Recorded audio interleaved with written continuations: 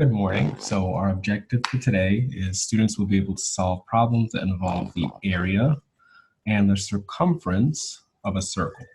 So if you remember, we spent some time last week looking at circles with different radii, and figuring out what the area of the circle is. Remember, the area is the space inside the circle, and the circumference, which is the space going around the outside of the circle. So if you recall, we actually figured out two different formulas to help us determine what the area of the circle would be and what the circumference of the circle would be.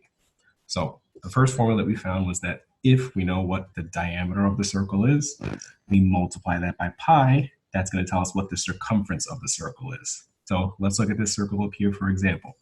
If we had a diameter, remember the diameter goes across the entire circle of, say, 10. In order to find the circumference, we would say the circumference is equal to the number pi, which again is something close to 3, multiplied by 10. That's how we'd get the circumference. So this here is going to be something that's close to around 31 or so. Now, similarly, if we go over here, we want to work with our finding the area of the circle. Remember, we need to multiply pi times our radius, and then we square it. So in this case here, if the diameter is 10, remember the radius is half of that. So in this case, our radius is going to be equal to 5. So to figure out the area here, I would say my area is equal to the number pi multiplied by, in this case, our radius is 5. So 5 squared.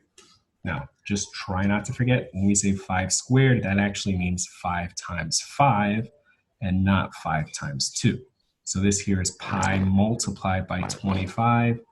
This is going to give us a number that's close to around 75 or so, right? So that's how we find the area of a circle. That's how we find the circumference. What we're going to be looking at today is a couple of word problems where we have to first figure out what the problem's asking us for, and then use one of the two equations to determine the unknown value. So what I've got right here for you is some success criteria to help you when you're solving your word problems. So first thing you want to try to do is draw a picture of the scenario so that it's easier for you to understand what you're looking for. You're going to label the picture that you drew with whatever numbers that you have. So was the number given to you a radius, or was it a diameter? You're going to label your picture. Then you're going to figure out what exactly are you looking for. Is it asking you to find the area? Are you looking for the circumference, or maybe the radius or diameter? And then you're going to use whichever equation you need to try and determine the missing value, right? So I'm going to walk you through an example first, then you get to practice this for yourself. So let's turn to the next page. So look at the example here. It says, Lloyd is walking his dog around the ponds at the park. The pond is a circle with a diameter of 2 miles. That looks like it's going to be important. It says, how far does Lloyd walk if he walked all the way around the pond? So remember, the first thing that I want to do is I want to draw a picture of the scenario. So these are all going to be circles. Let's draw a small circle here. All right. Second thing is it says I want to label the picture with the numbers from the problem. So let's see what we're talking about here. It says the diameter of 2 miles. So in my circle, I'm going to draw a line going all the way across. That's my diameter. I know my diameter is 2 miles. I'm just going to write MI for miles. Now, let's figure out what it's trying to ask us to find. It says, how far does Lloyd walk if he walked all the way around the pond? So imagine Lloyd is standing right here. He's walking all the way around the outside of the pond. So this question is asking us to find the circumference. So down at the bottom here, I'm going to write circumference.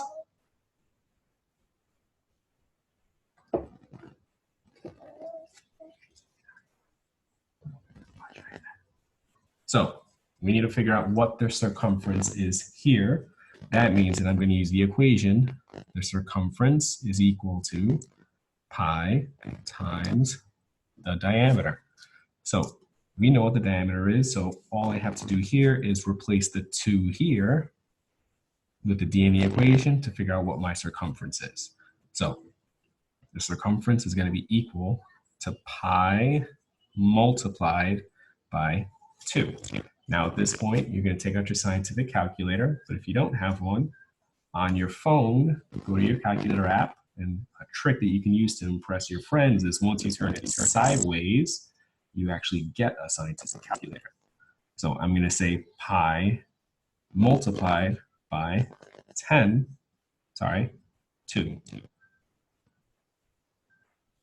And I got my answer here is 6.283. Remember, we're rounding to the hundredths place.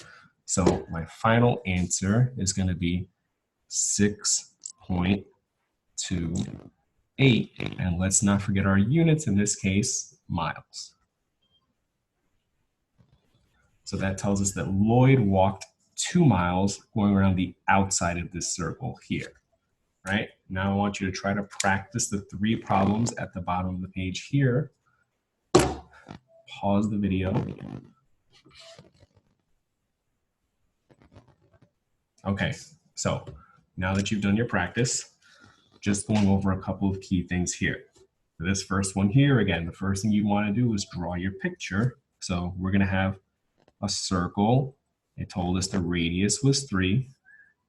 At the center, we have a radius of 3, and it's telling us to find the circumference. So the only thing you would have to make sure you did here is figure out that your diameter is actually 6, but it's twice your radius. Then use that, just like we did up here, to figure out what your circumference is. Now, for the second one, again, start with your picture. So we would have a picture, we have a circle. It's giving us a diameter of 6 feet. The diameter goes across. But now in this question, it's actually asking you for the area. So you would have to use the equation A equals pi times your radius squared. Now you'd want to make sure you're careful here because it's not asking us for the diameter, which is what we have here. So in order to get this question right, you would have had to realize that your radius in this case is actually 3, and then substitute that value into here, right? For the last one here, again, we take our time, we read through the question, start with a picture. We know that it's going to be a circle. We see what numbers has it given us. It's given us a diameter here of 5. So our diameter of 5 is here. And once we read through to figure out what's going on, it says the dog is in a panic. He's running in a circle along the outside. So this is really similar to the example problem up top. We're going to end up saying that the circumference is equal to pi times our diameter. That's going to give us our final answer. Now,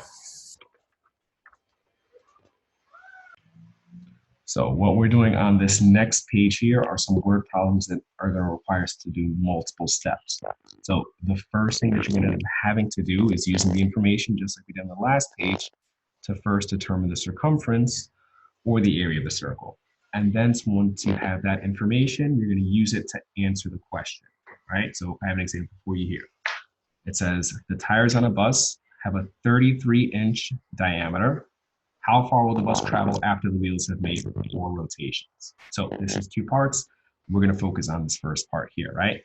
Again, let's imagine that we have a bus wheel. It's a circle. It's telling us the diameter is 33 inches. So the diameter goes through the center. It's 33 inches. Now the problem says, how far will the bus travel after the wheels have made 4 rotations? So I'm imagining this bus wheel here. It's rotating as the bus moves this way here. So what we're going to have to figure out first is what's the circumference of this bus wheel. That's going to tell us how far the bus moves after just 1 rotation. So we're looking for the circumference.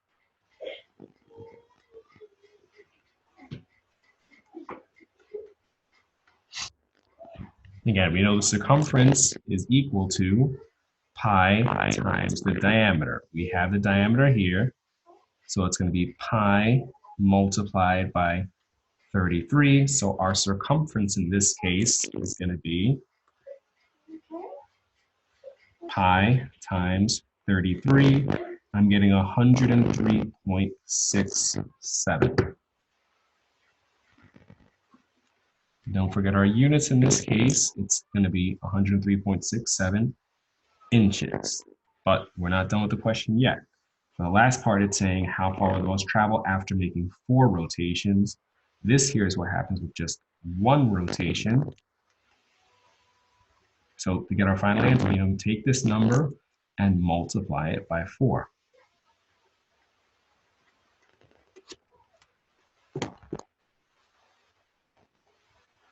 We get 414.69 inches.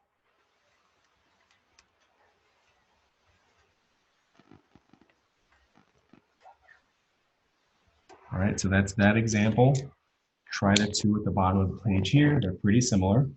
And once you're done with that, if you'd like to check out yourself on the back page or some problems that just might be a little trickier, but same idea. First, figure out the circumference or the area, and then you're going to go ahead and use that information to answer the question. All right, good luck. If you have any questions, leave them in the comments section.